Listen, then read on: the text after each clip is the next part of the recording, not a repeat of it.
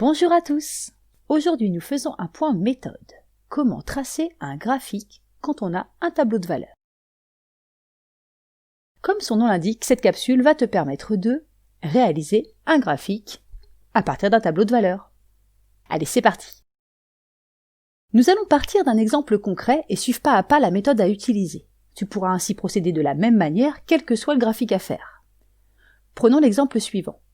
On fait chauffer de l'eau et on mesure la température toutes les minutes à l'aide d'un chronomètre et bien sûr d'un thermomètre. En fin d'expérience, nous obtenons le tableau de mesure suivant. On nous demande de tracer le graphique représentant la variation de la température en fonction du temps pour l'expérience. Voyons comment faire. Premièrement, il nous faut déterminer quelle grandeur sera positionnée sur l'axe vertical, appelé ordonnée, et quelle grandeur sera sur l'axe horizontal, celui des abscisses. Eh bien, la réponse est dans la question. Quand on te dit représenter ceci en fonction de cela, cela veut dire que ceci est sur l'axe vertical et que cela est sur l'axe horizontal. Dans notre exemple, on nous demande de représenter la température en fonction du temps, donc la température sera sur l'axe des ordonnées, et le temps sur celui des abscisses. Il va falloir ensuite trouver l'échelle de nos axes. Pour cela, on va commencer par regarder quelles sont les valeurs maximales et minimales à placer. Ici, on voit que le temps passe de 0 à 8 minutes et que la température varie entre 20 et 101 degrés. On se réserve une petite marge, donc on va aller jusqu'à 9 minutes pour le temps et 110 degrés dans notre exemple. Si c'est possible, il est toujours préférable de commencer nos deux axes à 0. Ici, ça ne pose pas de problème.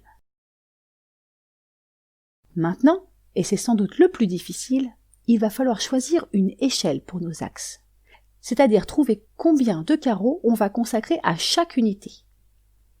Il faut que notre graphique soit le plus large possible, mais que toutes les données puissent y figurer. Il faut aussi que notre échelle soit simple, sinon nous allons avoir des soucis pour placer précisément nos points. Ça va dépendre de la taille de ta feuille. Si on regarde notre document, en ordonnée, il nous faut placer 110 degrés. Si on fait un carreau pour 10 degrés, c'est trop petit. On essaye 2 carreaux pour 10 degrés, ça rentre. Même principe en abscisse, 1 carreau par minute, ça fait trop petit. 2 aussi. On prendra donc 3 carreaux pour 1 minute. Nous sommes prêts pour tracer et compléter les axes. On les dessine à la règle, puis on complète les valeurs en respectant l'échelle prévue. On n'est pas obligé de noter tous les nombres, mais il faut qu'ils soient régulièrement espacés. Là, on a dit 10 degrés tous les 2 carreaux en ordonnée. Voilà qui est fait. Et 1 minute tous les 3 carreaux en abscisse. Et voilà. On trace une flèche au bout de chaque axe et enfin, on n'oublie pas d'indiquer la grandeur mesurée ainsi que son unité. Bon, le plus dur est fait.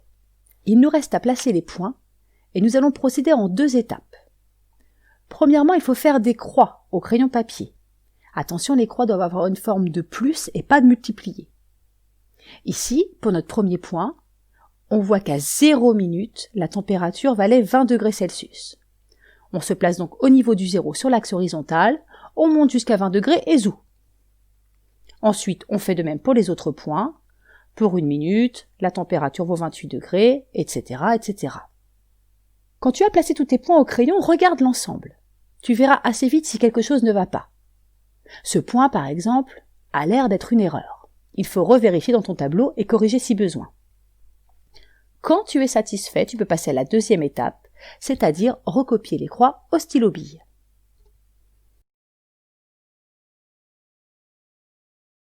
Nous avons nos axes, nous avons nos points, il va falloir maintenant les relier. Et là, il est conseillé de tracer une courbe à main levée au crayon papier. Sauf si à l'évidence, les points sont censés former une droite. Ce n'est pas grave si la courbe ne passe pas exactement par tous les points. Ce qui compte, c'est la tendance générale. Nous avons presque terminé. Il suffit d'ajouter un titre à notre graphique.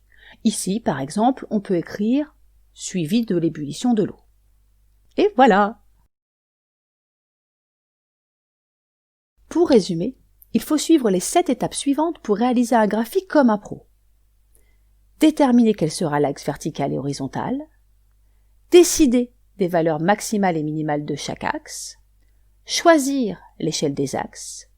Tracer et compléter les axes. Placer les valeurs. Tracer la courbe. Et ajouter un titre.